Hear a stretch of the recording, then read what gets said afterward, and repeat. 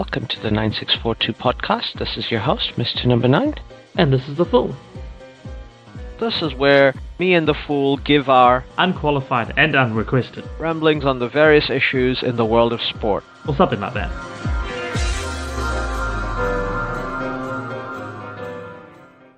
Hello everyone. We are here to talk today about all the regional oval ball codes they play on these shores. Yeah. All of them. All of them. Every single one.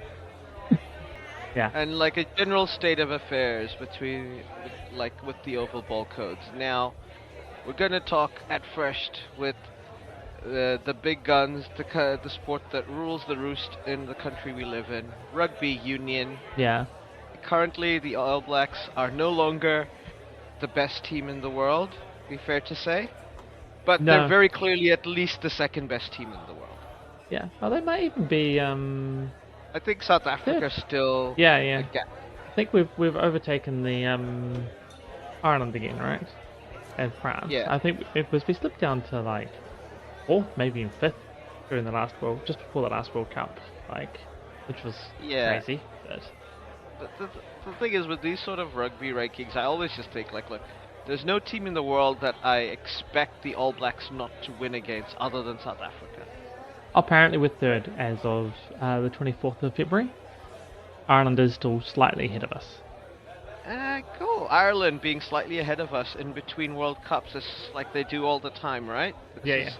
The right time of decade to have peak with your rugby team, Ireland. Yeah, exactly. Exactly. Keep doing what you do. Yeah, especially in more recent times over the last sort of 10 years, that's sort of definitely been the Ireland way. Like, let's peak in the mid part of the 4-year cycle. And it becomes a self-fulfilling prophecy because I think most teams are that's when they experiment and rebuild, right? You've got time till the Rugby World Cup to find your combinations in the back line, or figure out the chemistry works with the forwards. Yeah, especially the second year of the cycle, right? Second year? Yeah, second year of the cycle. Because, anybody that's going to retire that was at the last World Cup is now retired. You've had a chance to sort of deal out a little bit of replacements for that. And now you're starting to run the combinations and really look at what it looks like in the next year is the year, third year in the cycle is where you're starting to get the combinations and get things bedded down and really sort it out for the World Cup year. So, yeah, this is the year of experimentation, right? It's correctly how it should be done. Like a team like South Africa won't go down because most of their players are being retained. They've got the core that'll stay, and obviously new players will come up and down, and one or two will retire. But it's not going to be a big. It's not going to be a big new team. Like the All Blacks in South Africa seem to move from generations pretty well. Yeah. Like, I think our era when we used to watch in the mid to late 90s, like after the likes of Zinzanbroek and Sean Fitzpatrick retired, like that team that went to the finals in the 95 World Cup. Yeah. And then the next 2 years were effectively undefeated. Yeah. After that, they would I think New Zealand were kind of doing what Ireland were doing. Like they were peaking in between the years, and Australia would always peak at the right time. Around the World Cup is when their team would start balling. Yeah. I think that's true just about through the 90s. Yeah. Other than the 95 World Cup where Australia played awful, even though they were defending champions, that was a really bad performance by that team. And then it was also probably 91 and 99, they absolutely played it correctly. Yeah, 95. I feel like they were a little like the 91 All Blacks in that they'd held on to the 91 stars a little bit too long. They were all legends and everything, and deserved to go out on their terms, but they all chose to go out a year too late. I mean, Olo Brown was still playing for the All Blacks in that 95 World Cup team. Obviously he's a legend, don't get me wrong. Yeah. He was, this is before we had players like Keith Muse, clearly could play into his late 30s and was modern day fitness regimes and things like that. Yeah. he still had like Olo Brown and Craig Dowd playing in Yeah. those teams, and it took ages to replace that forward line for the All Blacks. Took ages to replace. Like, we didn't have an adequate replacement for Ian Jones. I feel like for a decade. Yeah, pretty much. You're right. Like New Zealand, All Blacks would constantly get monstered in the lineouts. Yeah. That was definitely a problem there. Yeah, say late 90s. Late Yeah. 90s, early 2000s. 2000s. Like obviously, Yeah. like every now and then there'd be like, it wasn't just like South Africa or like England with big forward packs dominating us in the lineouts. Like Australia with literally just John Eales would just I mean, destroy us. John Eales still gives me nightmares. So, Yeah. but yeah, you say it's literally just him, but he was also like ridiculously good. Yeah, he was ridiculous. He also kicked goals for I his know. team. I know. So unfair. But yeah, it's not that Australia, because the thing is, those 90s Australia team that didn't do well in the 95 World Cup, and then obviously the New Zealand team that didn't do well in the 2007 World Cup, because at least in 99 and 2003, New Zealand went to the semi-finals. Yeah. And they lost to a good team in that semi-finals. Like New Zealand lost to a France team that was like on fire in the 99 World Cup, and then they lost to an Australian team playing in front of their home fans in a semi-final in Stadium Australia. Yeah. That was always a hard task. I mean, that 2003 semi-final was just. And that was a classic semi-final. It was a classic semi-final. I also felt it's like the All Blacks' worst game of that World Yes. Cup, which was always disappointing. It's always disappointing when you play the worst game. You're like, we have played better, and like a lot of that is on Australia. Like they did well to contain the New Zealand team. And that 99 World Cup against France. Like, that semi-final, I don't think any team could have won against that France. They just came out and... Because they were losing in halftime. New Zealand were comfortably ahead. Yeah, exactly. And they had the fire in the belly. And like look, your opponent is allowed to play good. Yeah. Let's just say, like, that happens. That happens, yeah. You can't, like, it was like the 95 final, which was like a crap game. Yeah. Like, it's an incredible moment in South African history and all that stuff, and I'm not blurring that, but as a rugby game, it was like one of the worst games of rugby. Yeah. No, definitely. Like I say, for what it represented, it's an awesome moment in history. For the actual game itself, such a poor fest. Like, it's the worst. It's the worst of rugby. Like, rugby gets a reputation for being sometimes boring and sluggish and all the rest. And that game's not the game you show people who have that complaint. Show them the France semi-final, the second half. That's what you should. Like, that was And then obviously 2007, infamously, they didn't even make the semi-final. They would get knocked out in the quarters, like the 95 Australian team. Yeah. And obviously South Africa they were going to begin like a big period of dominance in both Super Rugby and on the international stage. Yeah. Go on. It's now Super Rugby. It's taken many forms. The current format with the Super Rugby Pacifica with their 11 teams, it kind of feels like it's almost back. Yeah. I think you could potentially justify another team in the comp who play in maybe Asia again, maybe the Sunwolves. I don't know if they think that, or a team in Hong Kong or maybe Singapore, something like that. Yeah. But I don't think doing multiple cities, if they're all in different countries, works. Like the Sunwolves, if you're gonna have a return of something like the Sunwolves, they have to be a Japan team. They can't be a Japan team that also plays in Hong Kong and also plays in Singapore. No, it's gotta be a Try and Japan get team. local. Yeah. It has to be like Japan's thing, right? Yeah, Like the Jaguars were for Argentina. Yeah. 100%. And like they were really good because they were Argentina's team. Yeah. Like that's what I don't know if they want to go back to those big traveling days if by going to Australia, going to Argentina again.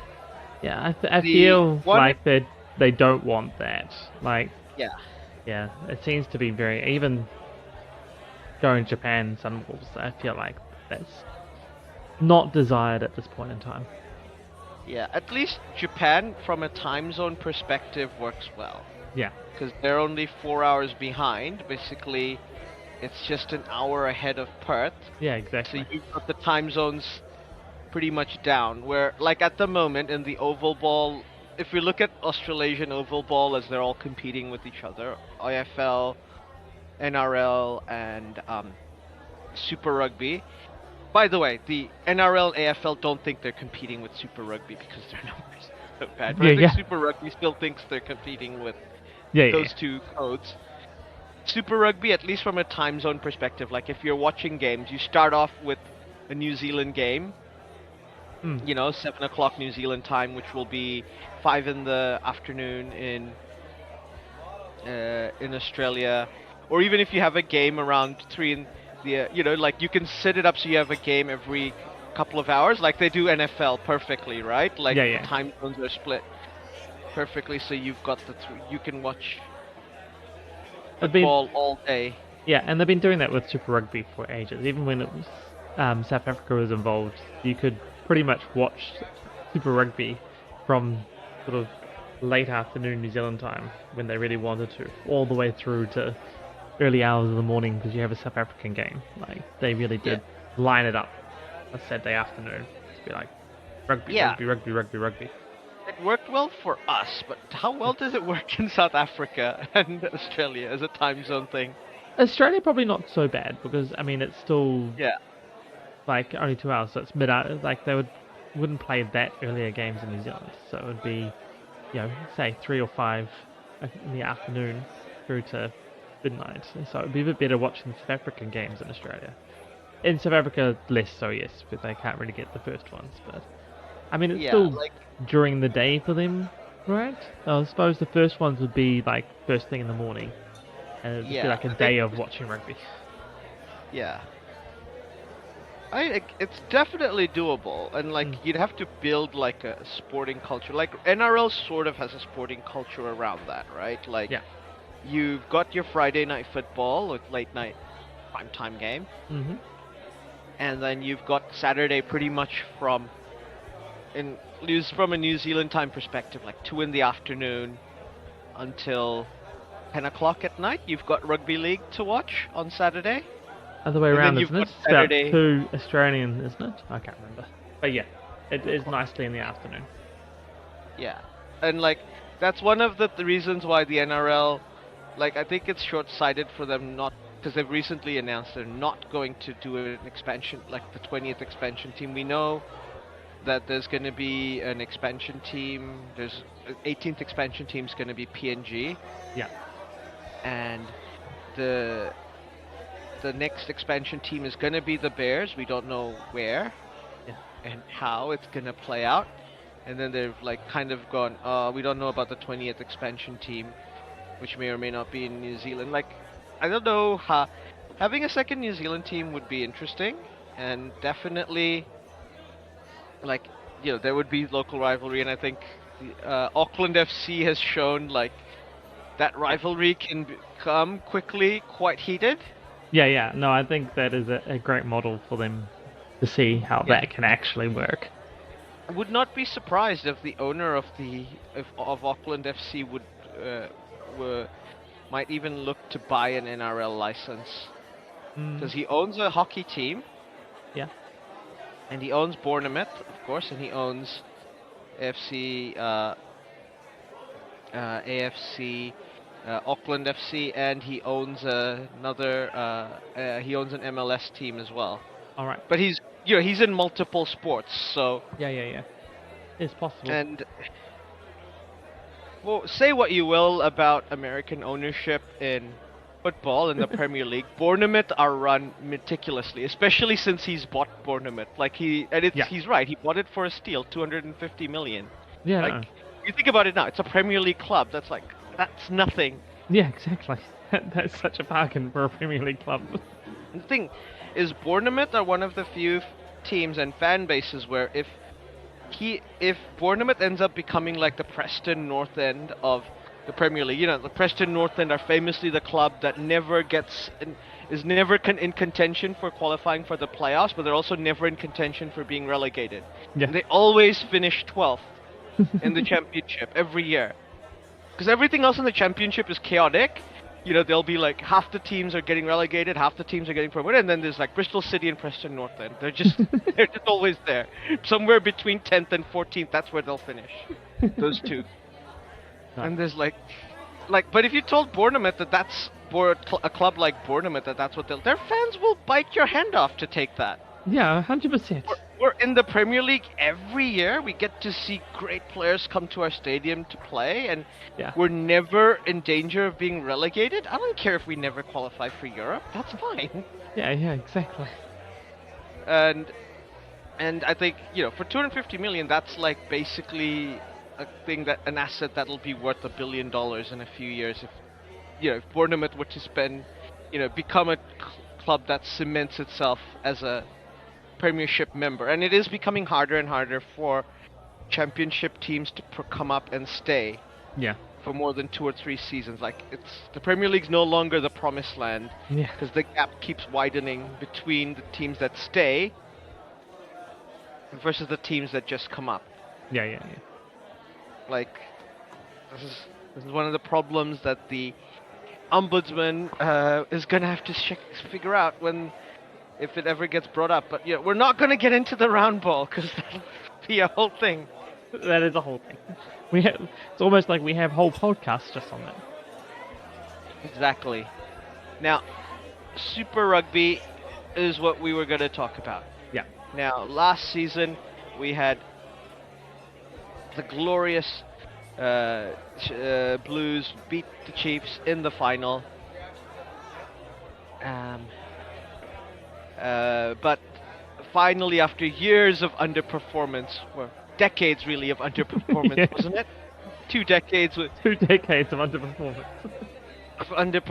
Okay, to be fair, at least the Chiefs won 2 titles in that time, so at least some people in the Auckland region got to celebrate a rugby title. But the whole thing is, the Blues arguably had the strongest rugby catchment area in the world for decades, and they basically threw it away. And there's it's no surprise that they dominated the first 2 seasons of Super Rugby, right? The Blues literally had the All Blacks team plus Christian Cullen. The All Blacks team minus Christian Cullen and Andrew Mertens. Yeah. And you replace Andrew Mertens with Carlos Spencer, so it's not a downgrade. No. And and I think you replaced Christian Cullen with Xavier Rush, which is a downgrade, but Xavier Rush wasn't bad. He's still pretty good. It's a downgrade, but that's only because how good Christian Cullen was. Right. Yeah, it's not an insult to Xavier Rush. That is basically because Christian Cullen's really, really good. Exactly. Now, so they finally, and for years, the Blues were basically the embarrassing child of New Zealand rugby, right? In the 2000s, every franchise, after 2003, for 20 years, every franchise in New Zealand has won Super Rugby. The Highlanders, the Hurricanes, the heck, the Blue Bulls won 3 in a row. Yeah. Or the Bulls won 3 in a row. So that that the Blues were basically underperforming massively, and they would always threatened to do well. We'd be like, oh, they got Bowden Barrett. Oh, they got Pira Wipu. Oh, they've brought in Tana Umang as a coach. Why did I have hope? Yeah. Why?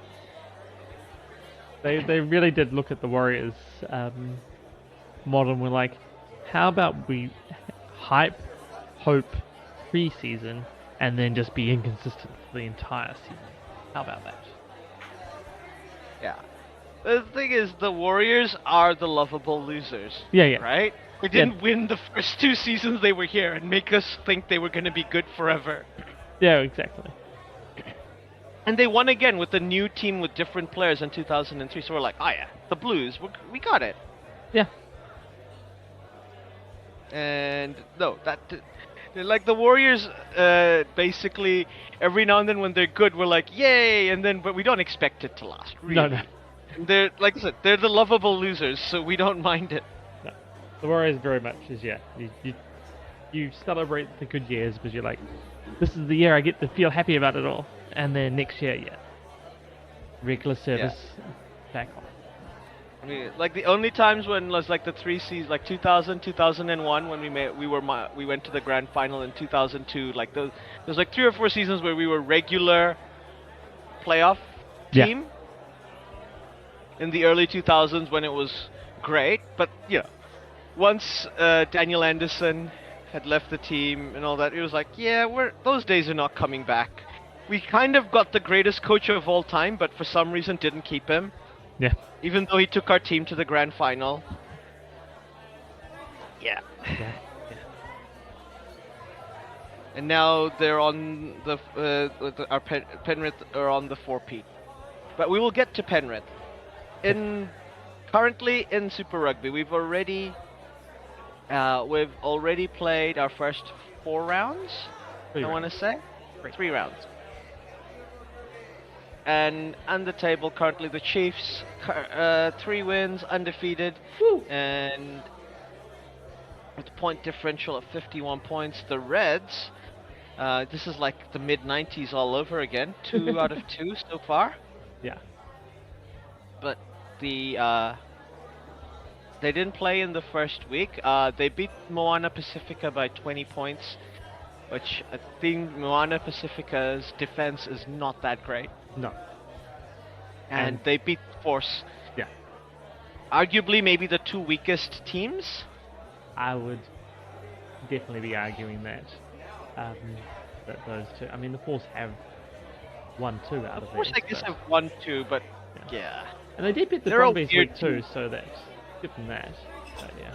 Yeah, like they won 45-44 against Moana Pacifica, so like sure they won, but it was close, and I don't think either side would have necessarily played very well from the looks of the scoreline. But they did also manage to beat the Brumbies 45-42. So at least I think we could say these two sides are definitely the weakest defensively.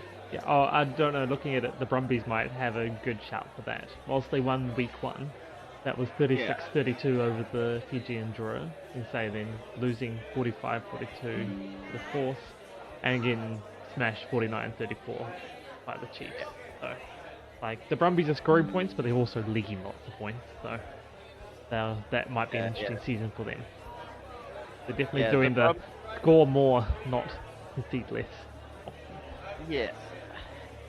Hey, it must be at least fun to be a Force fan. You know lots of points are going to be scored in the games. But the Reds look really solid. Chiefs obviously beating their apparently local rival, the Blues. And they also beat the Crusaders, which you gotta love to see that. Always good. And they beat the Brumbies. So there's the top 2 look pretty solid over there. The Highlanders have also won 2 games. They just lost to the Waratahs in Stadium Australia. Yeah. And on Valentine's Day, but since then they've been impressive, beating the Blues to retain the Gordon Hunter Trophy. Yeah. And they beat Moana Pacifica, but realistically though, I think it's still very early days. I've got another 11 more games to go. Yeah. And there will be some early season rust from the looks of it. Definitely. With Super Rugby. Looking at the next up, we've got the Blues versus the Brumbies. I know the Blues haven't started well, neither have the Brumbies. And this, if you were to ever have like inter-country rivalries, I think the Brumbies have the biggest rivalries with the New Zealand teams. Like they are arguably bigger rivals with teams like the Crusaders and the Blues than they are rivals of the Waratahs or the Reds. Yeah, no, I think I would agree with that actually. Like the Waratahs definitely like they're across the Tasman rival are the Blues and they hate the Reds. Like those are Yeah. the two teams. Like um, but the Brumbies I don't think particularly care one way or another about the Reds and the Waratahs, and they go. And they're more big rivals with the Crusaders and the Blues because they would always play in the playoffs. Yeah, exactly.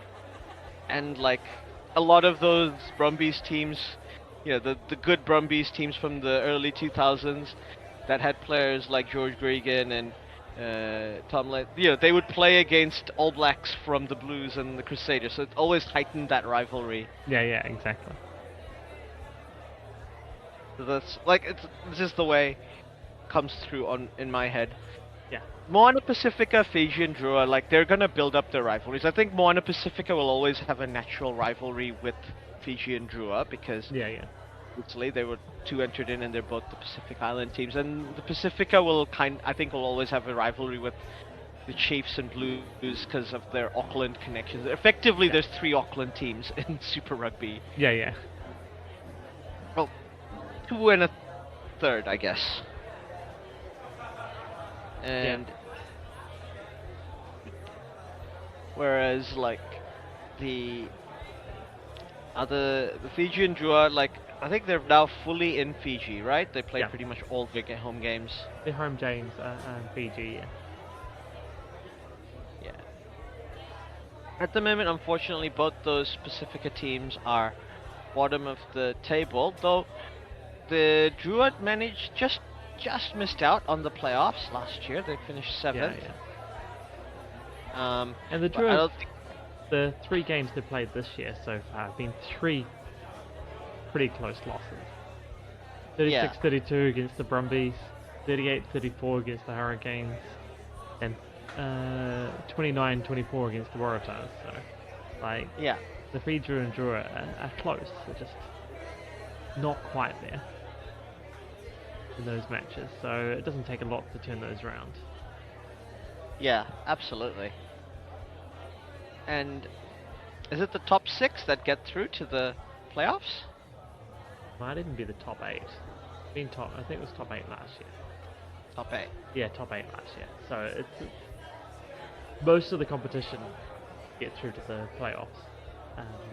I assume they're doing the same again this year, so I'm not 100% with the one less team.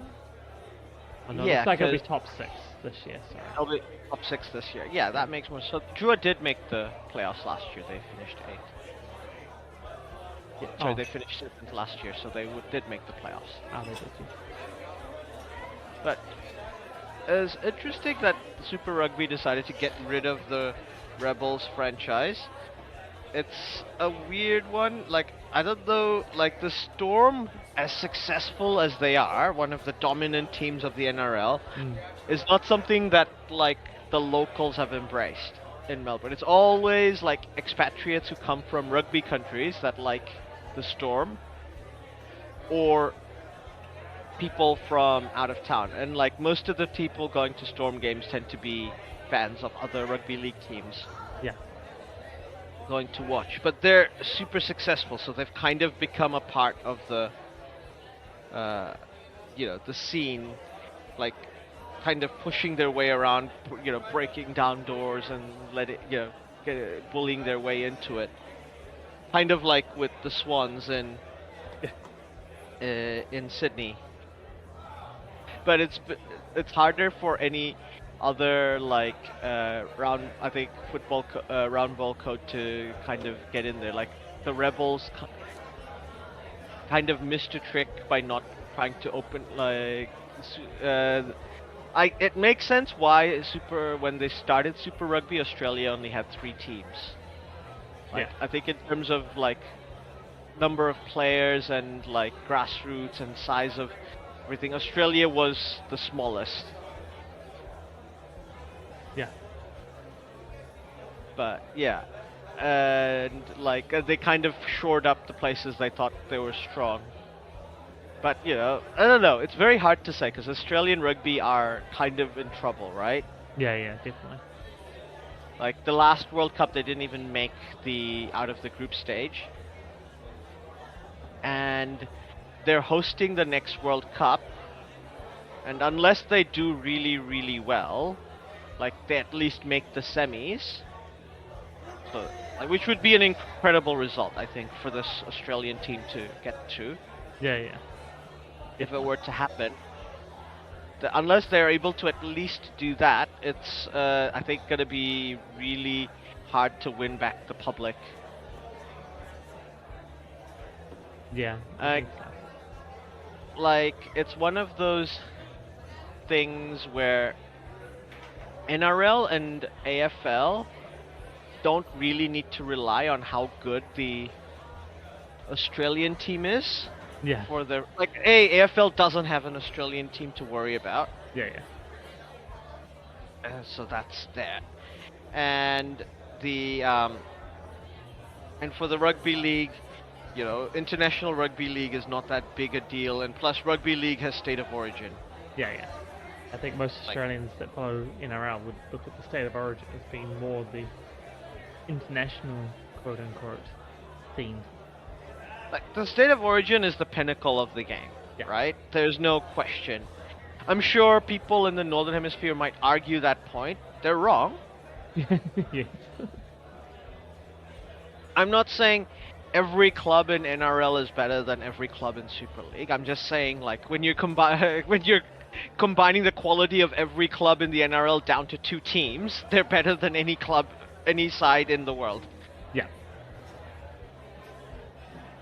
And like the Australia is where all the best rugby league players are. Yeah. Like this is why they win the World Cup almost all the time. Exactly.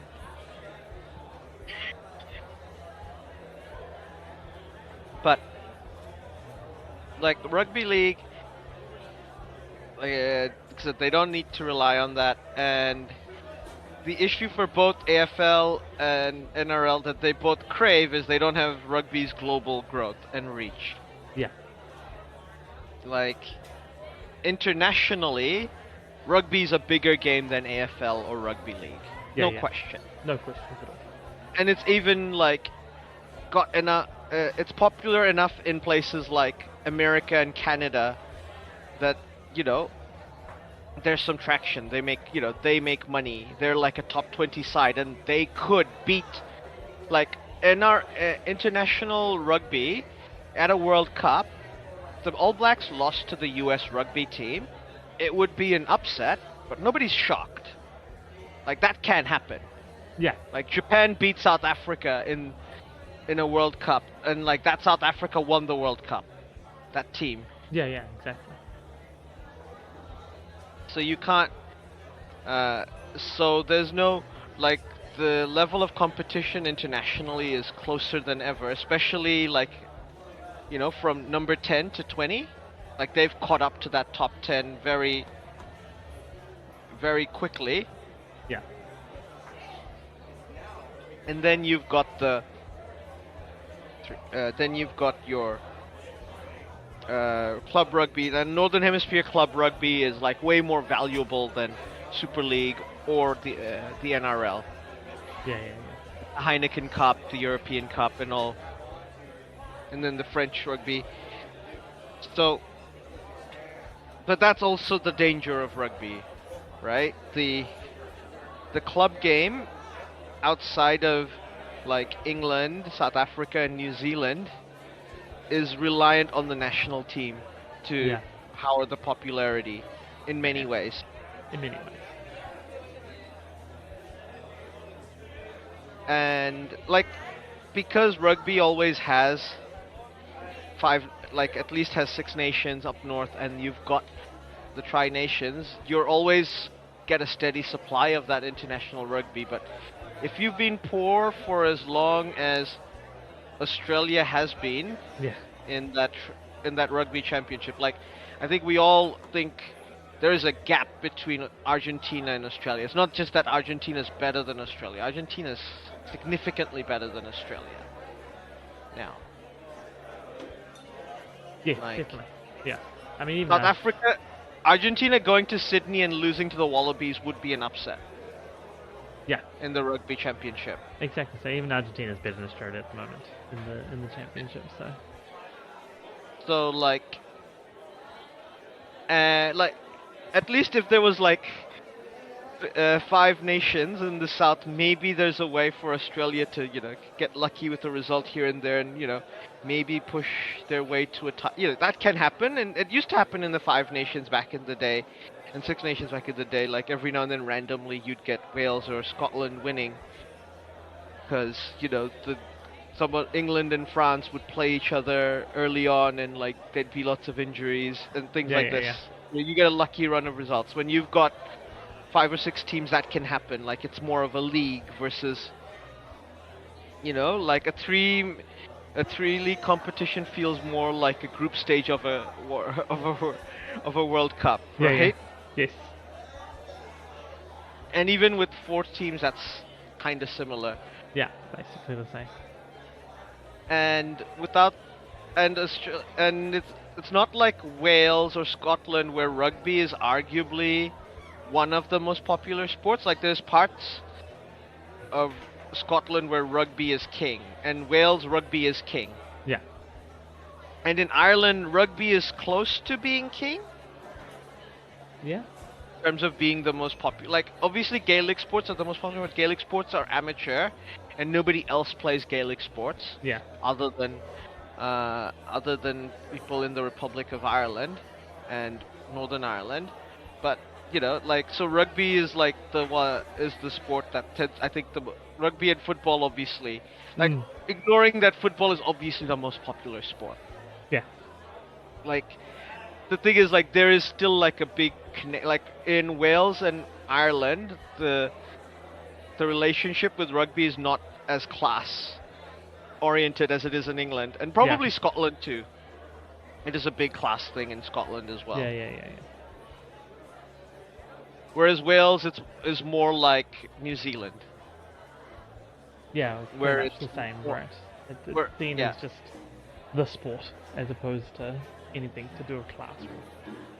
Yeah, just ignore that most of the people who ended up going to rugby league clubs happen to be from the poorer areas of Auckland and Wellington. And Yeah. I mean, it still is class-based because that's what it is. But, at the same time, it's not in the same thing, like England or whatever, and it's like rugby's not the rich person sport in Wales, in New Zealand, but league is still the working man sport, right? Yeah. Like there's a reason why almost every workplace has a league team. Or plays a league game if they've got like a charity game they're playing. They don't play rugby. I guess maybe the better way of looking at it is rugby in New Zealand, Wales is the farming game, or the farmers' game, like the country game. Yeah. That's actually a very good way of, like, until the 90s it was everybody's game, but it's very much increasingly becoming the regional game in New Zealand, right? Definitely in New Zealand, like if you're out in the regions, it's rugby. That's what people are playing. Not to say other sports aren't played in the regions. Absolutely not. We've seen the stats. Regional schools have, like, obviously basketball's growing massively in the regions as well, and rugby league and soccer as well. But union is still king. Yeah, it's like what I mean is it's like on a Saturday afternoon, the thing that the province does is goes to a rugby game, right? That's what people will do. There might be other kids will be playing other sports in the morning. There might be other sports played other times, but 2 p.m. Saturday afternoon, that's rugby. High school sports is Saturday in the regions. Whatever that sport happens to be. In large parts of New Zealand, it's rugby, but school sports is still the cult. Is basically the weekend where you go for your community service and meet together and communally, meet up. Like that is, and how the town, it's town centers around their weekends around it, like that. Yeah. Like lots of towns in New Zealand. Whereas like even if like not saying Auckland, Christchurch, Wellington, even if you live in a town as large as Dunedin, you've got other things you can do Yeah, on yeah, Saturday. exactly. Yeah, exactly. Like Saturday morning, you can go have brunch, like Yeah. Oh no, very much. Yeah. If it's a big enough centre to not to be called a town, then people will be doing other things. They Yeah, yeah. But if you're less than that, then that your weekend, especially Saturday afternoon, is going to be revolved around the sports team, which is Royal New Zealand. More likely there will be a rugby game, and then maybe some other things. basically, your kids play in the morning, and then you guys and the adults play in the afternoon. Yeah. Right? That's the pattern. Yeah. Whether it's rugby, hockey, football, basketball, that's the pattern. And it's always a team sport. Yeah. Whereas, like, there's other things, and like, forget Auckland, like, there is obviously still, like, there is still high school Saturday morning sports here, but, it's not the center and be all and end all of everything. There's things like going to morning markets and, like, going to the beach and thing. Yeah, people just have more to do here. It competes with, like, other stuff. Almost like Auckland's a big city. Except not really. Except not really. It's just about nearly a city. It's just about a city by international standards. Just just sneaks in.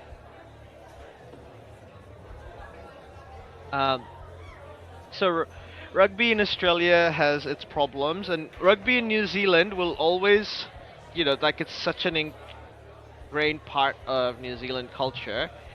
But, it faces the same problems that all the oval ball sports face, CTE, right? Yeah. I mean, it's still, rugby in New Zealand still has its problems throughout, right across the board. And heck, the fact that the players decided they were going to form their own rugby union with hookers and blackjack, and almost everybody agreed that that was the right thing to do. Everybody's like, yeah. With hookers and blackjack, that's exactly how you should do it.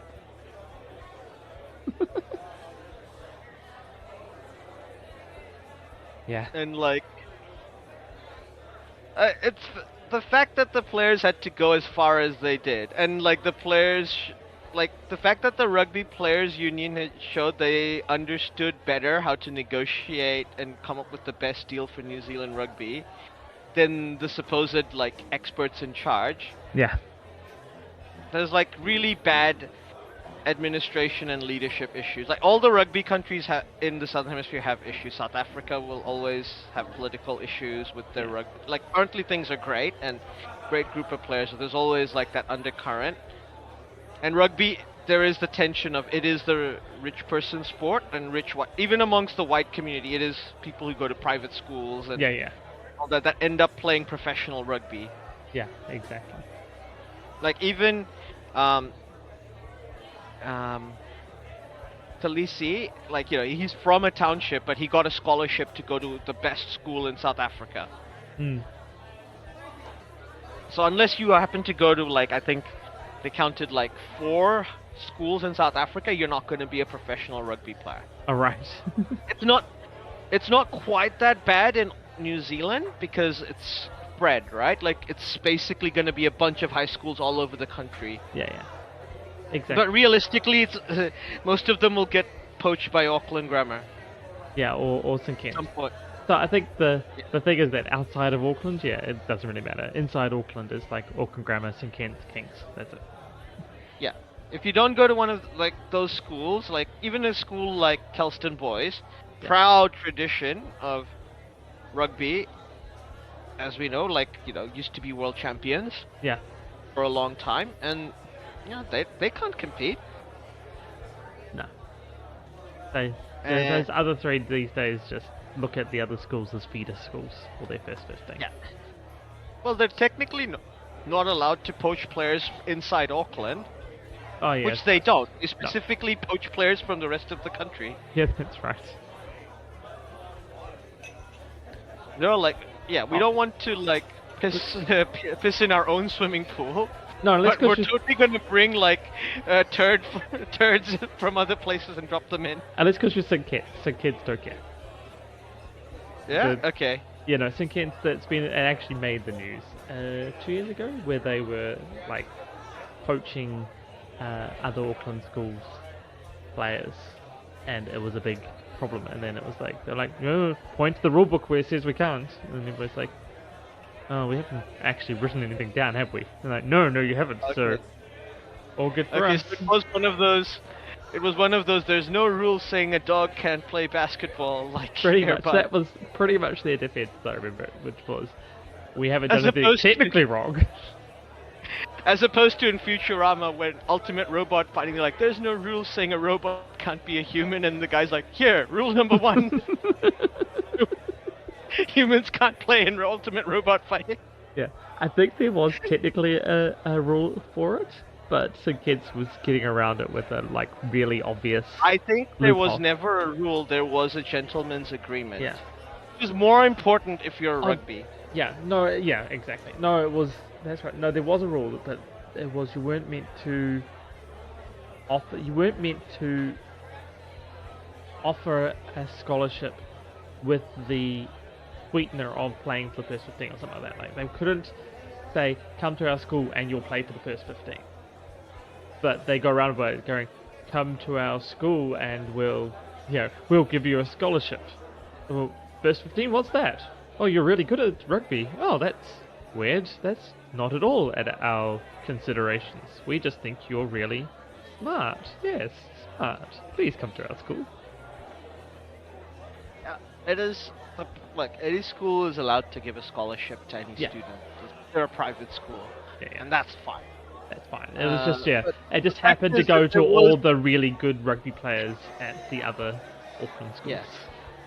But there was clearly some sort of gentleman's agreement at Yeah. least, because Auckland boys specifically did not.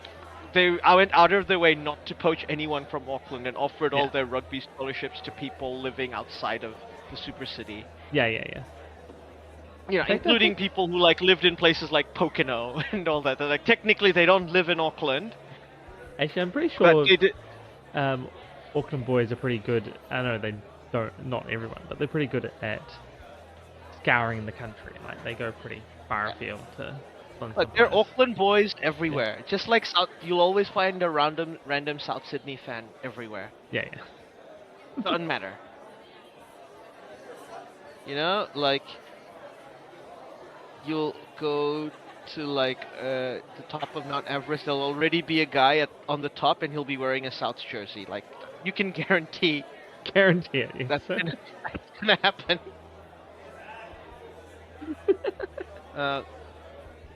But if we going back to the Super Rugby, Back to topic. we review back to topic. Looking at the games, so I would expect the Blues to beat the Brumbies, just because I expect the Blues at some point to start playing better as the season progresses. Yeah. And the Drua, like I said, they've been playing really well. This is their opportunity to turn the season around, but I think the Chiefs are in imperious form, so I would be backing them. The Moana Pacifica play the Hurricanes. Once again, I think the Hurricanes look like they're in great form this season. And Moana Pacifica's defense needs a lot of work, so I would be backing them. The Waratahs versus the Force is an interesting game. I would not. Technically, it's fourth place versus fifth place. It's very, very close. The Force have won both games, and they've traveled pretty well this season. So I think they will, and they have no problem scoring. I feel like the Force might get that one Possibly, yeah. over the Waratahs. The Waratahs looked very good as well. So, I mean, only 2 games. They had the bye as well. Yeah. So, it'd be interesting to see. you said it's an interesting game, right? The Waratahs have Yeah, looked yeah. quite good. Traditionally, they're pretty decent. The Force at home, the Force are always great. Traveling, they've always not been quite as good. And this is in Sydney, so I might actually give it to the Waratahs because it's in Going the, Sydney. They've looked pretty good, but it could go either way. going the Tars. Yeah, I got the And Tars. then we've got the Red and Blacks versus the Reds. Yeah. Crusaders versus Reds. Home in Christchurch. Crusaders, once again, they've been rebuilding for the last few years. Yeah. But obviously, you can never count the Crusaders out, but they've looked terrible. They haven't looked the best in the 2 games they've played this season. I do think the Crusaders will pick themselves up. Like they've had 1 loss, 1 win.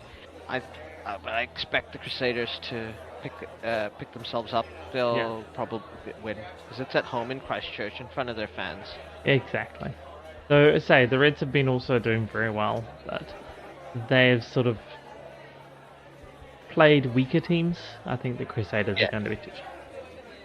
I think so too. Now, moving on to the other rugby code. It's funny. Apparently in Melbourne they call Rugby League rugby. Really? Oh, that's funny. Like, oh, let's go watch the rugby when they're talking about going to the Storm game. NRL, we've had our opener. Obviously, do not be fooled by first round jitters. The Warriors are obviously gonna win this season. Yeah, it's our year. This is just Obviously. somehow without Sean Johnson. Yeah. But we're doing it for his memory and we're for him, right? He couldn't do it when he's here, so now we've got to, last year was just we were sad for not having him. This year, we'll show him, the greatness that is the Warriors. Yeah, and we've still got RTS. Yeah, exactly. I mean, that is actually a decent Warriors team. Yeah, there's nothing on paper to say why the Warriors can't be competitive, but we're Warriors fans. We know. We know what might.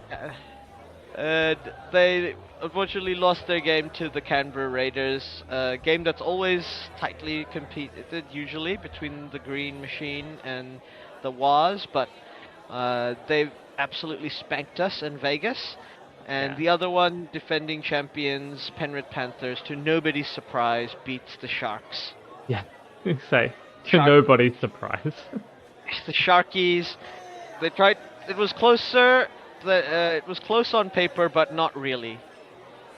The Sharkies look pretty impressive, though. I wouldn't be surprised if they had a good season. Next, coming up tomorrow on Thursday, we've got the Roosters playing the Broncos in Sydney. I think Always that's a big going to match. be always a big match. Followed by the West Tigers playing the Knights. Now, the Roosters Broncos, that's going to be a tough one to call. I still think the Broncos, they always start well in the season. The Roosters tend to have issues which they'll fix and sort out. Yeah, that's what I was thinking, right? Roosters are generally slower starters, he says tentatively. Yeah, and so I think the Broncos are gonna take that one. Yeah. I do think it will be an interesting game to see where both those teams are at. Yeah. Like it's a good first game for both of them. Like you say. Yeah. Roosters generally do start a little bit weaker and work out their problems pretty quickly and sort it out. So it'll be interesting to see where they're at, and same with the Broncos. But the Broncos last year, much like the Warriors, had quite a poor year. In fact, probably as bad a year as the Warriors, given that same as the year before they'd finished top 4 as well. So, But we always expect the Broncos to never be bad for long. Yeah, well, exactly. So you expect them to bounce back. So it'd be interesting this year, that first game, to see where they're at, see how they're placed going into the season. And we've got the West Tigers playing against the Knights. The West Tigers arguably are the most interesting team in the NRL. There's always something happening. Yeah. Currently, Benji Marshall, their greatest ever player, their coach. Tigers coming off 3 seasons in a row with the wooden spoon, Yeah. the tough life, and they're coming up against the Knights, who are always competitive. Yeah. And I think we are gonna see the Knights go down to West Sydney and smash the Tigers, unfortunately. Sorry, Benji. But once again, it's an interesting game for the Tigers, right? Yeah. To see where they're at. If Yeah, they could I be mean, I'd love to competitive, see then the maybe Tigers. good. I'd love to see the Tigers have a good season. Yeah. I think they're a great club, and they're like, they're like the one West Sydney club where the fans are not toxic, and like it's, Yeah. they still have those West Sydney values, but it's not a it's not that toxic level of fandom that a lot of the Sydney clubs have. Yeah. But the Knights are the Knights, unfortunately. Next up, we have the Dolphins playing against the Bunnies on Friday, 10 p.m. Now, obviously, I think everybody on paper thinks the Bunnies, because the Dolphins have been, they've been pretty good for the first 2 seasons. They haven't wowed, but we know who their coach is. Yeah. And we know he's not going to be, he's going to get his team humming at some point. And there's a reason why he's arguably one of the GOATs in coaching, right? Exactly. And as Phil, like I was watching this interview where Phil Gould was talking about Wayne Bennett, and he literally came out and said, look, Wayne Bennett has no other interests other than rugby league. He doesn't play golf, he doesn't smoke, he doesn't drink, he doesn't go out to parties. He coaches rugby league, goes home and chills with his wife. That is all he does. He's like he's gonna be coaching rugby league teams till he's in his hundreds. Yeah. He's like, I have a life. This is why I retired. He doesn't play pokies. He doesn't do horses. He doesn't watch other sport. He only cares about rugby league. Yeah. Him saying that, I just think like, yeah, that 100% checks out. That tracks. That tracks. Like, I can understand that. Like, in terms of coaching ability, Phil Gould is just as good as Wayne Bennett, right? But you can tell Phil Gould probably cares about stuff outside of rugby league. Like, you're a normal person who happens to be a good coach. Yeah, exactly. Wayne Bennett's a great coach who also happens to be technically a human being as well. Yeah, exactly. As opposed to like a rugby league robot, like in human flesh. But it's the thing. I think the Dolphins are gonna have a big season. This is third season for Wayne. This is his opportunity to prove he's got something there, right? Yeah. He's got to show it to the league. Obviously, we know that the NRL wants to shore up Queensland. AFL's moving into that territory, so it's important that the Dolphins do well. Yeah. And they arguably could have a fourth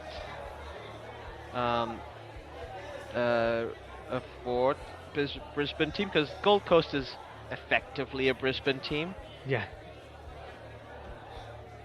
Even though they're terrible. But yeah, I sometimes wonder if Gold Coast is the city in Australia where franchises go to die, because it's the same with AFL. Gold Coast Suns are terrible. Yeah. Yeah. Now, that way. Yeah. But as I said, I do think the Dolphins are going to do well. So this is the only. But I do think the Bunnies will do well in the rest of the season. I just feel like the Dolphins will pull an upset. Yeah. Next, Dragons versus Bulldogs. Then George, Illawarra, at home, Bulldogs. Sorry, doggy fans. Don't feel it for you guys this year. I just don't feel it. No. I think the Dragons are going to be too strong, especially at home. Next up, we have the Manly Sea Eagles versus the North Queensland Cowboys. This is being played in Manly. No surprises. I expect Manly to win. Yeah, exactly. Yeah, it's gonna be. It'll be a tough game. Cowboys will make them work for it. but I think the Eagles, they're a strong team. They're gonna do really well. And finally, we've got the Storm versus the Eels in Melbourne. I hate to be that guy, but yeah, I'm predicting the Eels to lose. I'm predicting every West Sydney team to lose this opening. Because I said that I thought the Tigers would lose, I thought the Bulldogs would lose, and I thought the Eels would lose. Okay, no, I didn't think obviously the Panthers won, but I wouldn't predict the Panthers to lose because obviously they're going to win almost every game. Yeah. And look comfortable doing it. But it helps when you've got the best coach and the best player in the game. 100%.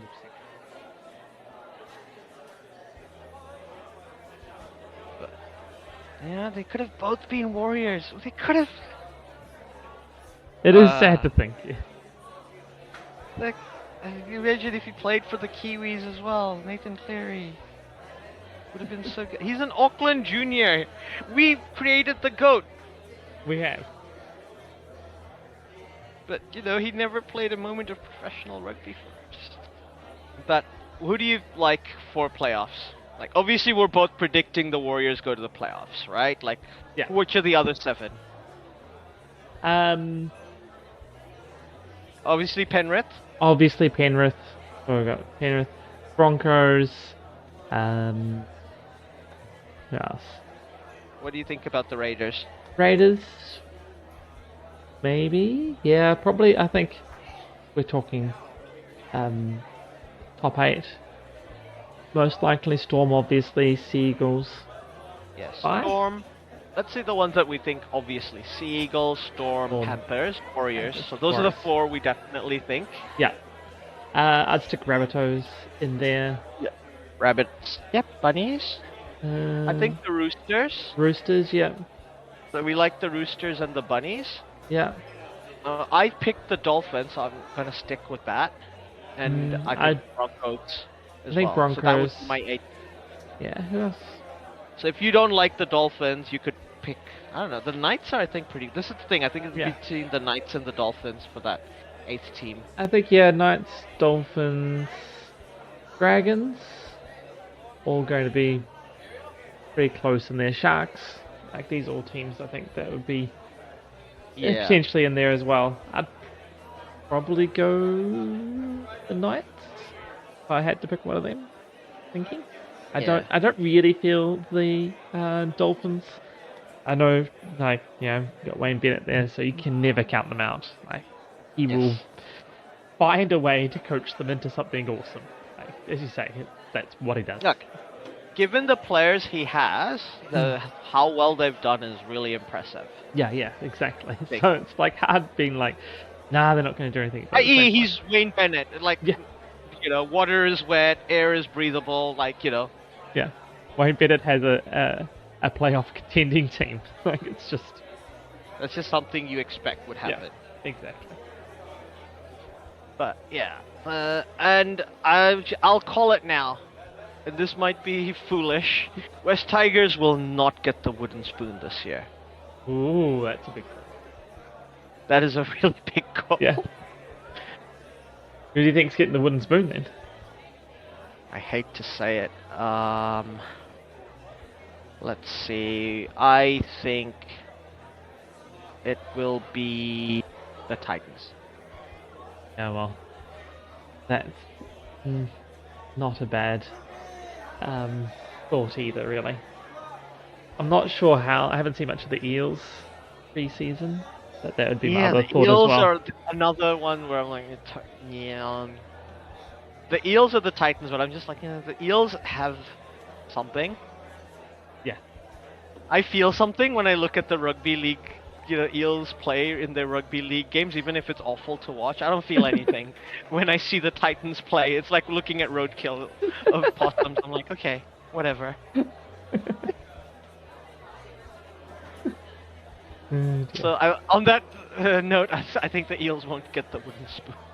Pickle. Yeah.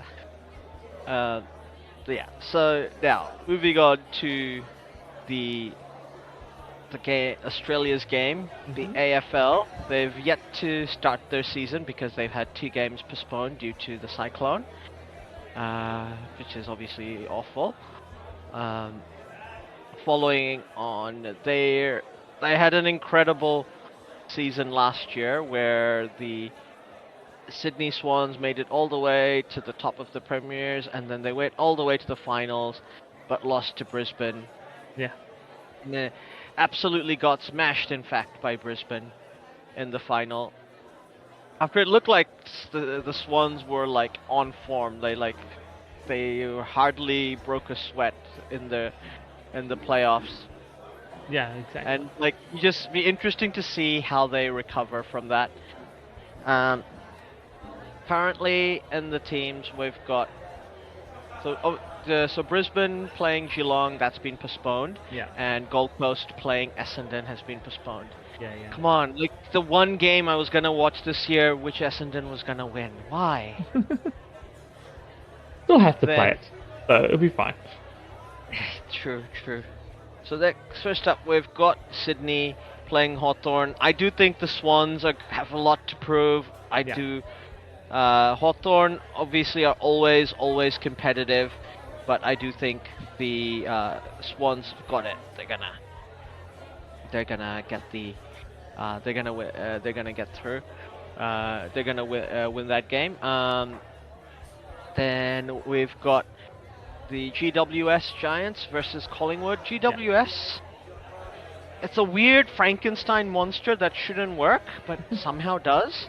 Like they've made it to 2 grand finals already. They're one of the newest expansion teams that came in with the Gold Coast Suns, who are absolutely useless, as I've mentioned before. The Giants, on paper, should not work. They're in West Sydney, which is Rugby League territory. They have no fans coming into their games, and they play half their games in Canberra, which is a completely different demographic of people Yeah. who you need to attract. Canberra being, it's a high student crowd or rich, Canberra's one of the highest income cities in Australia, Yeah. or at least there's enough people there in high income, which makes it an expensive sort of like, upper city plus students, right? That's Yeah, their demographic versus like West Sydney, which is an post-industrial outer suburb kind of, Yeah. area with many working class neighborhoods, and like it is the heart of rugby league, not maybe the world, not just in Australia. Yeah, exactly. Like that, basically, Manchester and West Sydney are like the heart of rugby league. Yeah. Those are the 2 areas, like Greater Manchester, and the West Sydney. The GWS are this, and also like they've got a really good soccer team as well in that from that region, who are well supported by the local community. And so Yeah. GWS always has trouble trying to attract local fans, and like AFL fans already have the Swans, Yeah. and like a lot of people who like other AFL teams in Sydney are Swans members because they get to go to AFL games to watch. And the Swans are pretty good. The Giants, I think, are really good as well. Like, so, and I don't like Collingwood, so I think Giants are gonna win. And I don't like saying anything good about Collingwood if I can help it. Next up, we've got Richmond and Carlton. Another Melbourne derby. I think Richmond have had a really good off-season, building up their squad. Like they got the wooden spoon and they got the good draft picks. I think it'll still take them a while to push ahead. Carlton made it to the playoffs last year. Like 50% of the team, even if I don't think Carlton will make it back this year, I think Carlton are gonna win that game. Alright. Then we've got the Hawks. Hawthorn play against Essendon. Yeah. As I said, Hawthorn are a team that are always good. Essendon are a team that I support. So pain. I'm gonna be hopeful. I think Essendon will sneak in a victory somehow. Somehow it'll work. Somehow it'll work. But realistically, if you're thinking about betting, don't follow my advice. Next, we've got the Geelong Cats playing against the Dockers. I think Geelong kind of really underperformed last year. They still had the core of that really good side that won the title. They came third, and they didn't go far enough in the playoffs. I think they would be quite disappointed in how they did. But I think they're still really good, and I don't rate the Dockers. I think the Geelong are gonna win. Sydney versus Brisbane, a replay of the grand final. Yeah. The game of the round. Clearly, I think Sydney are really, really good. Lots to prove. I do think they're going to try their best to win this game. And they've been prepping for a game since last week, so they're possibly in better condition. Yeah. I think Sydney will just sneak it in, but that doesn't mean Brisbane won't beat them in the return fixture this season or in the playoffs should they meet at some point. Yeah. Then we've got Collingwood versus Port. Like I said, I don't like predicting good things for Collingwood, but I think Port are doing great things. They came second last year. Yeah. Core of that team is still there. I think the Power are gonna go. Even though it's being played in Melbourne, this is the opportunity. The Power need to show that they're ready to compete, so they have to go to Melbourne and beat the big guns if they want to do that. Yeah. So I'm picking Port. Then we've got the Western Bulldogs versus North Melbourne Demons. I think the Bulldogs are slowly building a really nice team, and I would love to see how well they can go with this team. And this is like an ideal opportunity for them to show against. I think North Melbourne, unfortunately, are not in the best situation. They've obviously got this. They were the second to bottom last year. Yeah. And they got the second overall the draft. But yeah, I think the Bulldogs are going to win this one. Then we've got the Crows, Adelaide, playing the St Kilda Saints. Awful news for St Kilda. They have all this money and they keep trying to attract players who have consistently told them to fuck off. Had a player turn down a $17 million contract. They'd rather not play for the Saints. Ooh. Ouch. That is ouch. So, terrible things off the season, and it's the Saints. There's never good news for them. But there might be they might have a lot to prove, and they'll play really, really well, I think. But ultimately, I think the Crows are too strong. They're not gonna beat the Crows. Then we've got the Melbourne versus the GWS Giants. Melbourne, they missed out on the playoffs last year. And I think GWS Giants are one of the best teams in the league, so I do think the Giants are going to win that. Then we've got the West Coast Eagles versus the Gold Coast. Eagles have been terrible for the last 3 or 4 seasons. And while they don't look good, they are up against what I consider to be the worst team in the league, which is the Gold Coast Suns. So I expect them to go ahead and win from there. Yeah. What would you think? What are you thinking for your top 8 to make the? I mean, I'm not the most versed on AFL for it, but I mean, you have to go with Sydney and Brisbane at the top, right? Sydney, Brisbane. I think Sydney, Brisbane, GWS. We can pretty much assume. Yeah. Geelong as well are normally pretty good. Yeah, I agree with Geelong. Yeah. I think those and Port. And Port Adelaide. Those 5 are probably, I think, very, very likely, and after that, it's very much open season. Like the other three spots, you could have a Bulldogs, you could have Carlton, you could have Collingwood. Heck, you could even have St Kilda pull up. Yeah. But I think Collingwood, just because they always seem to eventually come back, Yeah, yeah. and the West Coast are threatening to be good this year. We don't know. Heck, even Essendon weren't too far behind. They were only a 6 points couple behind of games. last year. Yeah. Carlton made it through in the 8th on 52, and then Collingwood also on 52. Fremantle 50, Essendon 46, or St Kilda on 44, or a handful. Yeah.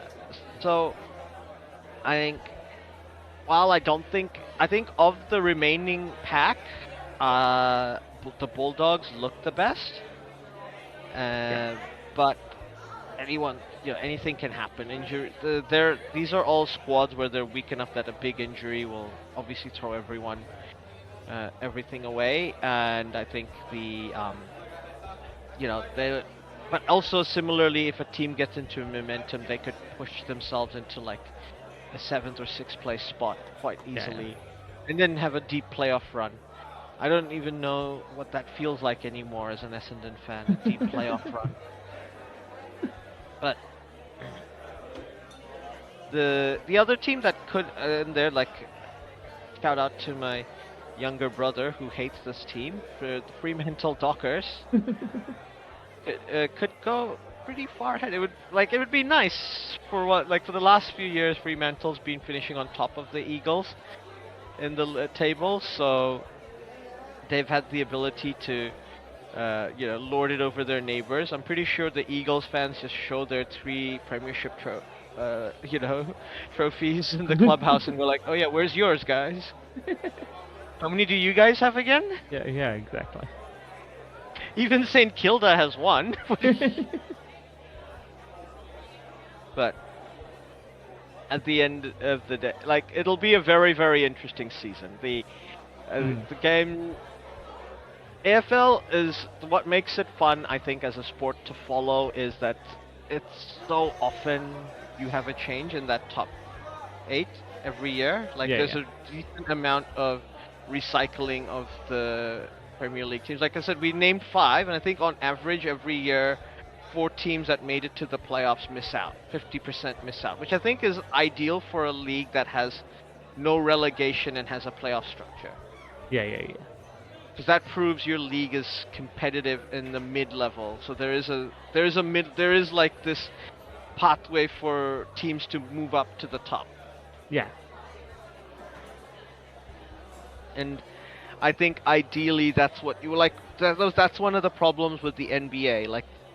I think 5 seasons, the same 8 teams from each conference was making it to the finals. Yeah. So they had to design the play-in tournament and things like that to make it more competitive. And I don't think you need to do anything like that in AFL. But it will be interesting. After next season, we'll have a 19th team. Ooh. With the Tasmanian Devils joining. Yeah. That episode of Utopia has come true. Oh. You know how they said they were gonna. Anybody who at home who hasn't watched Utopia, it's basically like the Australian version of The Office, but a million times better because it's actually like a workplace. And they actually deal with workplace drama as opposed to people goofing around, not working, which is what The Office is. Yeah.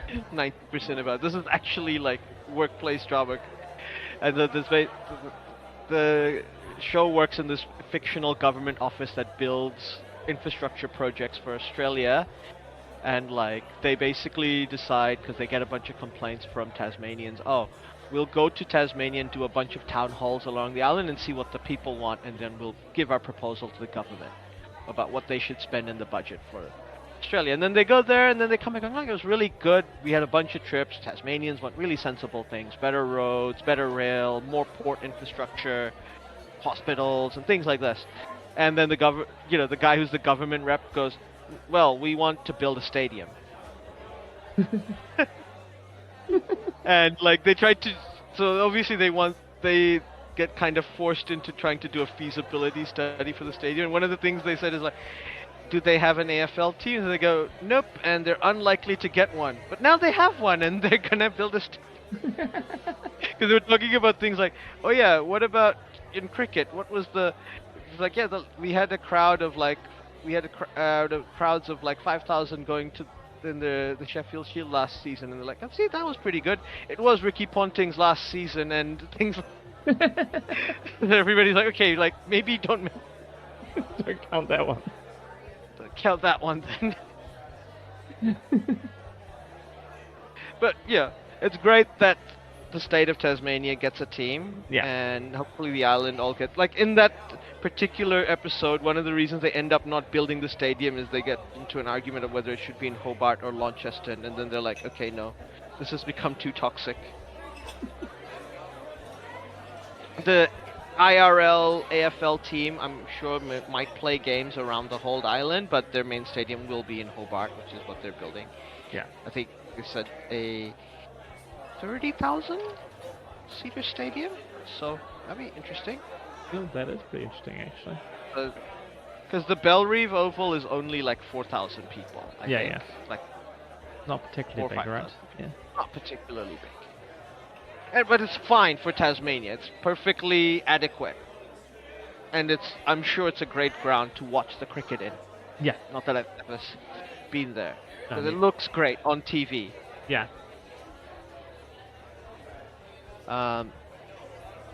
So, like, yeah, that'll be interesting. So, AFL are having their own, what is going to be our 20th team dilemma, because they have to decide whether they want a third, either a third South Australia or West Australia team.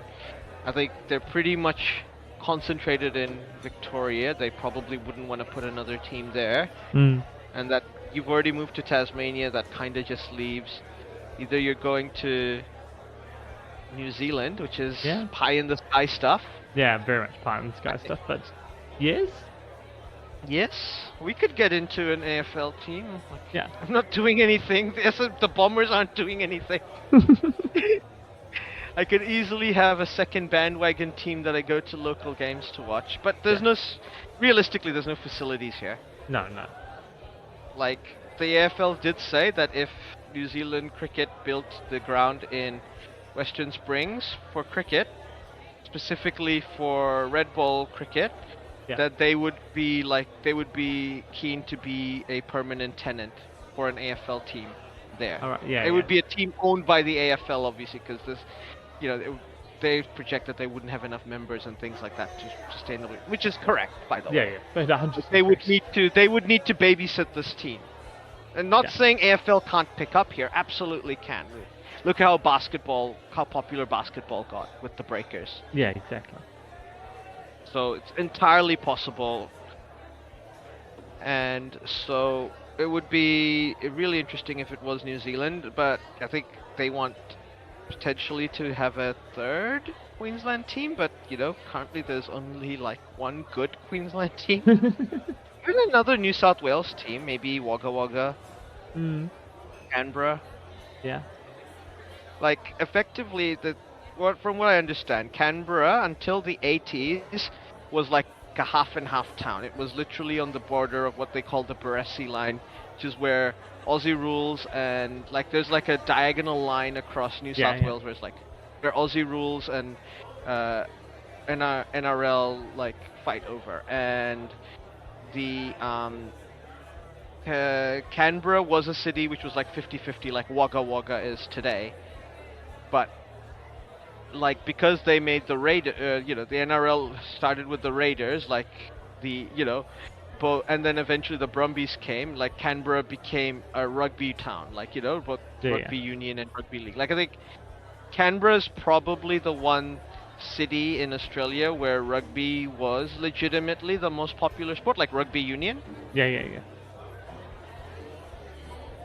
Like obviously Brisbane, Sydney liked rugby, but it was never the most popular sport there. Yeah. Whereas Canberra, like, they love the Brumbies, right? And Yeah, like yeah, the exactly. Brumbies and Raiders fans are usually like, it's a circle, that subset. There's no inter.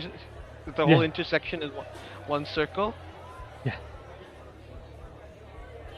And like I said, like they could have totally made, or they could have totally made the GW Greater Western Sydney, instead of being Greater Western Sydney, uh, they have a Canberra team and a Western Sydney team instead of the Gold Coast Suns, and they could have probably solved that problem.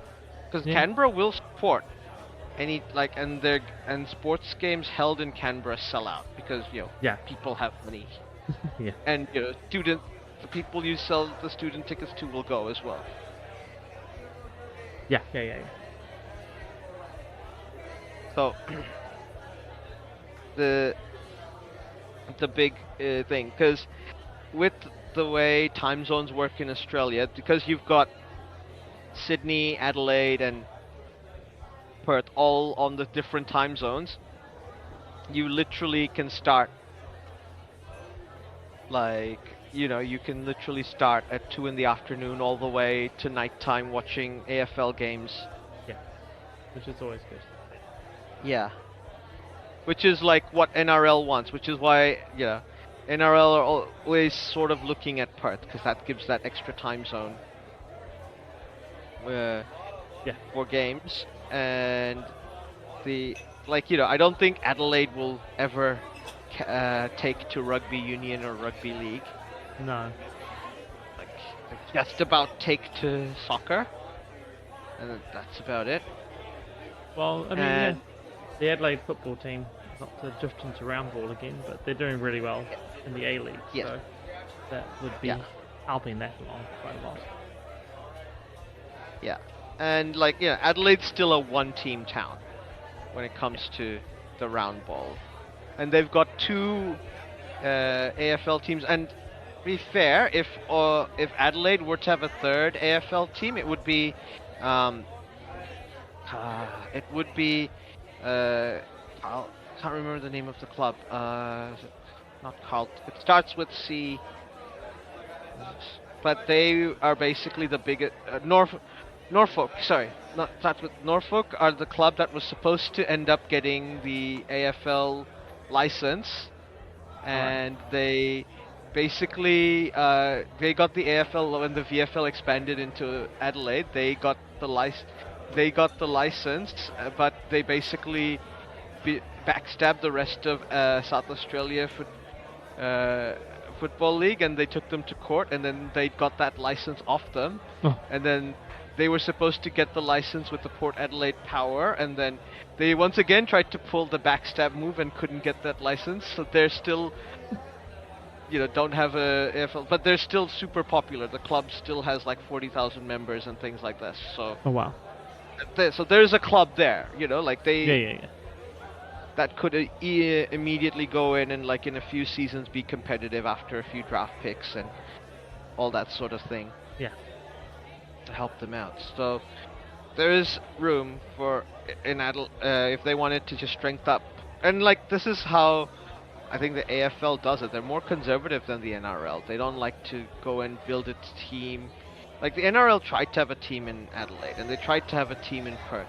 They had tried yeah, to have a team in so many places to try and push the sport. yeah, Whereas I don't think that will, like, the AFL is always very conservative about it. So we'll see how it plays out. I guess the other thing is, like, the NRL are kind of getting a government-sponsored franchise in PNG yeah. as a soft look. By the way, I think I am not by any means an expert in Australian geopolitics or foreign affairs policy, but that seems like a very good way to compete with, the influence of other regional powers in our part of the world. Like, like, other people might have more money, but they can't give you an NRL franchise, can they? No. And if that's what you actually want, Yeah, well, money will exactly. not do. that's what you long for. You know, you're not gonna want the money. You're gonna want the NRL franchise. Exactly. And like I'm sure that PNG franchise will get plenty of good sponsorship from really, really uh, rich and wealthy mining companies that need to improve their reputation in New Guinea for some reason. Yeah, yeah. No reason at all. They just want to sponsor local communities They and all that, really right? they really care about the local people. They want to be seen to be putting back into the community. Exactly. Well, it just like as a Warriors fan, I have no right to say it won't work. Because if you think about it, realistically, the Warriors is the best you could expect from an expansion team Yeah. in the NRL. Like the Storm is not something you can expect. That's miraculously good. Like ridiculously good to have a team that's always competitive as an expansion team and like always there. Yeah, Or yeah, yeah. thereabouts. And like they have been always competitive since their second season. Exactly. Whereas like the Warriors, it's more like, oh, they took 5 years to get to the playoffs. They made the grand finals after 6 years, and then they've made another grand finals a few years later. You're like, okay, that seems like an expansion team. Like that's really how well you can expect an expansion team to go. Yeah, exactly. And yeah, so like the if the PNG team are as about the level of the Warriors after 10 years, I'd be like, that's a success. Yeah, yeah, no, exactly. And like they're getting some concessions, so players who play for the PNG teams will have their salaries tax exempt Yeah, yeah. and things like that. So and that portion doesn't count towards salary. Obviously, effectively gives them a bigger salary cap. But it's fair because most of the players will be moving and shifting to move there, and if they after their contract they're moving back and things like that. I think it's fair enough. Yeah, no, it's fair enough. And you will need to invest in if you move to New Guinea. Obviously, even if you live in one of those gated expat community areas in Port Moresby and whatnot, it's still going to be a huge culture shock, Yeah, yeah. and it's going to be like and it's going to take effort to move there. Yeah, exactly. But in the end, I think it'll be all the round ball codes are in an interesting position. Like I would be so interested to see how things turn out in the next matches. Like I think, like the next World Cup for rugby in Australia, which is this year, No. Years time, Next- 2027. 2027. Like that's so important, and like such play, it's gonna play such a, and it's arguably really important to New Zealand as well Yeah. to see how how the code will fare in the Pacific. Yeah. Because rugby league's already coming for every good athlete in the South Pacific, Yeah, yeah, exactly. and like the government's also given them money to do rugby league's thing in Samoa and Tonga as well, Mm-hmm. where obviously rugby league's also very popular along with Union. Yeah. And then you've got rugby league's next big plays are like how well this PNG franchise goes and what are they actually going to do about getting to 20 teams. And yeah, AFL are kind of just in that spot of like what's going to happen with Tasmania, and are we going to look to expand, or are we going to go shore up the areas we have and like open another franchise in Perth or Adelaide. Yeah. So all of them are in flux. All of them are in interesting positions. We'll definitely come back here next year and review what's happened and see how we go. There we go. Well, at least with NRL and AFL, their players' associations haven't done a better job of running the sport than the people who are meant to be running the sport.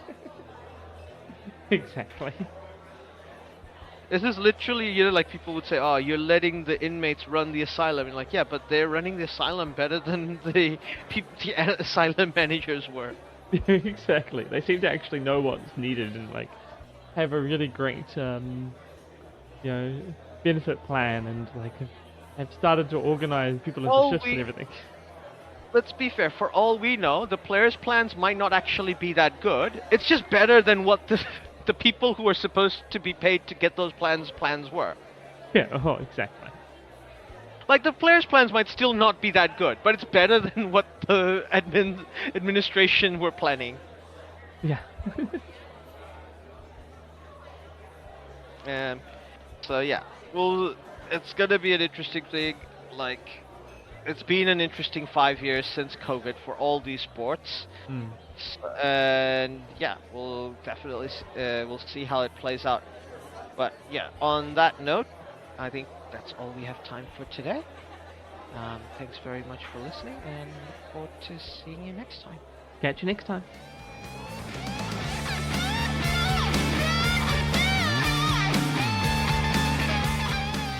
Well, that is the end. Thanks for listening all the way through. If you liked what you heard, we have even more. 9642 Discord and a Buy Me a Coffee. Pretty sure it's Buy Me a Beer. Oh yeah, buy me a beer on buymeacoffee.com. In both these places, you can talk to us, and we may even listen, especially if you do buy a said beer or coffee. I might still be confused. Yes, we're easily bribed. All links are in the show notes below. Don't forget to like and subscribe. This is on YouTube.